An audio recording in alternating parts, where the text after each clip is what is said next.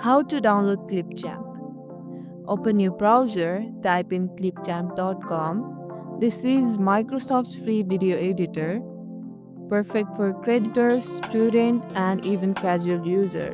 Click on sign up or log in with your Microsoft or Google account to start.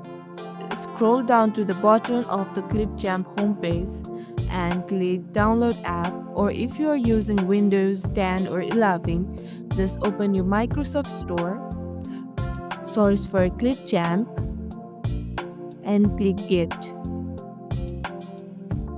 And the download begins. Easy peasy. Once installed, open Clipchamp from your desktop or start menu. Log in if you haven't already. And boom, you are ready to create videos. You will see templates, your media library, and a timeline editor. All clean and beginner friendly. Want to trim, crop, or add effects? It's all drag and drop.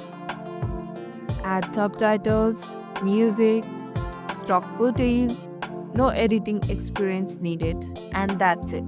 You have got Clipchamp downloaded and ready to go. If this was helpful, don't forget to like, subscribe, and hit the bell icon for more fast tutorials.